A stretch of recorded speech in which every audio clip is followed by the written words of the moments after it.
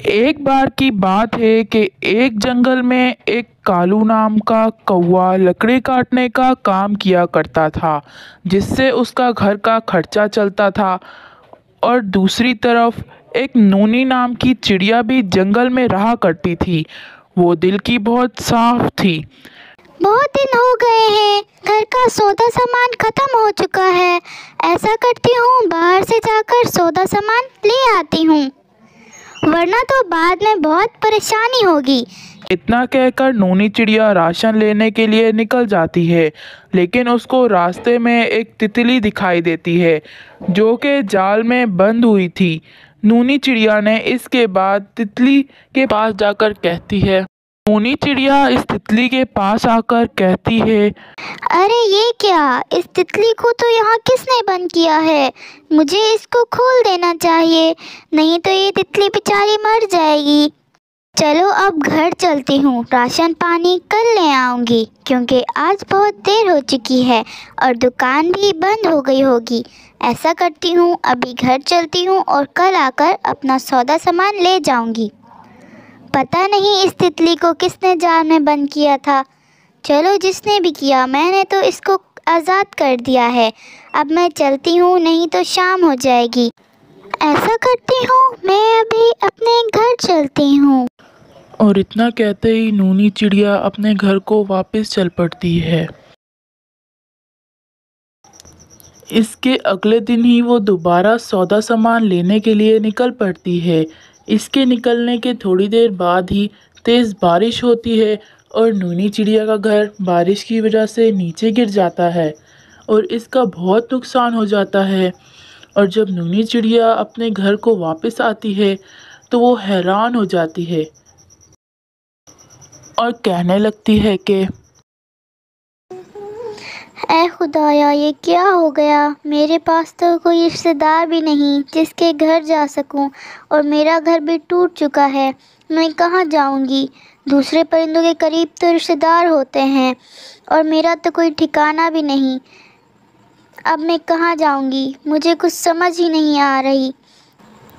ऐसा करती हूँ, कालू भैया के पास चली जाती हूँ और 2-3 दिन उधर ही रह जाऊंगी, जब तक मैं अपना नया घर ना बना लूं।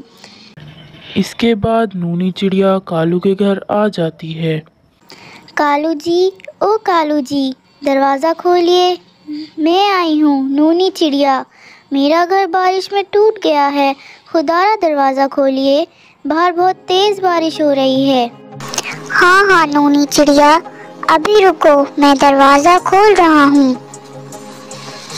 लगता है ये बारिश की वजह से जाम हो गया है, इस वजह से दरवाज़ा ही नहीं खुल रहा।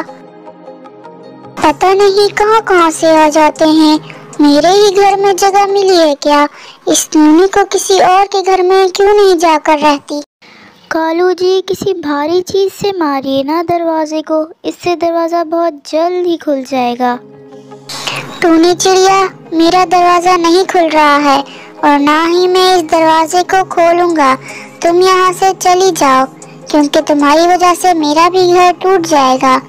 मेरा घर इतना मजबूत नहीं कि 2 परिंदों का वजन उठा ले।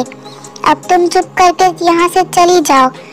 मैं इस घर में किसी और को नहीं आने देता, मेरे अलावा इस घर में कोई और नहीं रह सकता। तुम यहाँ से चली जाओ और किसी और के घर में जाकर रहो। मेरे घर में तुम्हारे लिए कोई जगह नहीं है, ठीक है नूनी? पता नहीं कहाँ कहाँ से आ जाती हैं और मेरे पास ही आकर कहती हैं कि कालू जी, मुझे अपने घर में रख लीजिए। कालू की ये बात सुनकर नूनी चिड़िया दुखी होकर अपने पेड़ पर वापस आ जाती है। मेरा घर टूट गया है, मेरी मदद करने को कोई तैयार ही नहीं है। इस जंगल में कोई किसी की मदद ही नहीं करता। मैं इस जंगल से ही चली जाऊंगी, क्योंकि इस जंगल में मेरे हिसाब के परिंदे ही नहीं रहते। इस जंगल में कोई परिंदा किसी और परिंदे की मदद ही नहीं करता। ऐसे जंगल में तो मैं बिल्कुल ही नहीं रहूँगी।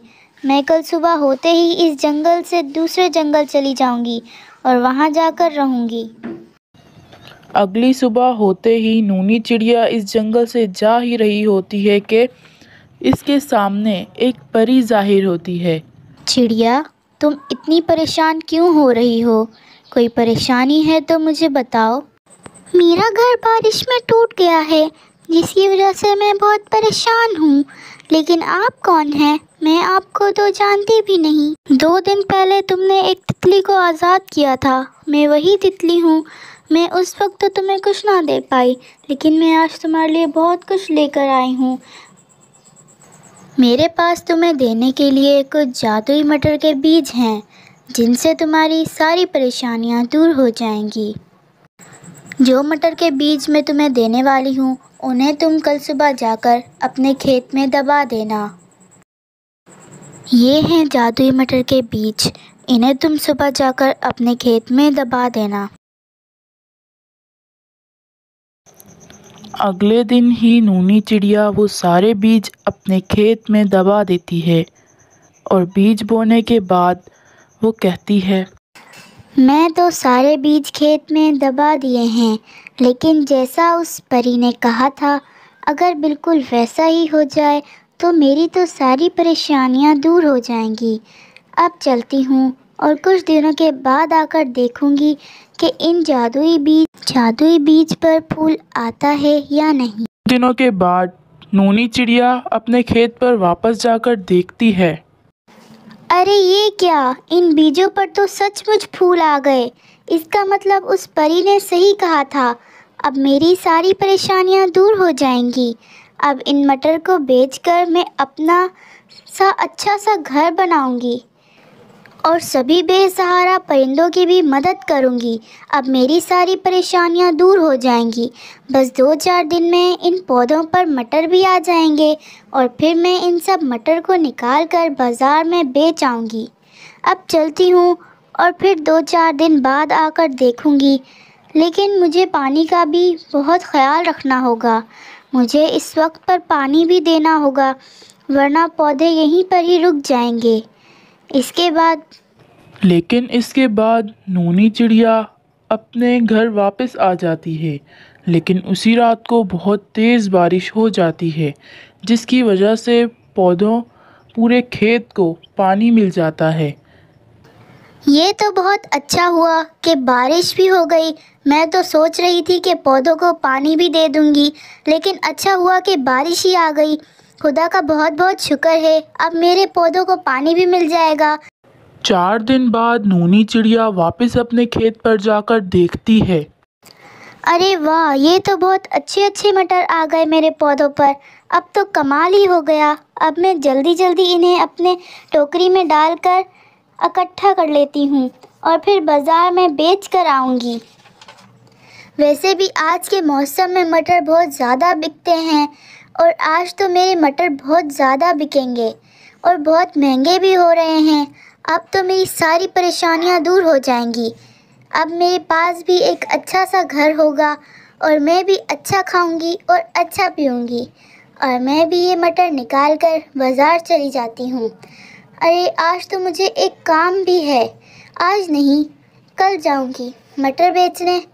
इसके अगले ही दिन नूनी चिड़िया बाज़ार में मटर बेचने चली जाती है और इसके दुकान पर बहुत अच्छे ग्राहक दूर दूर से आने लगते हैं।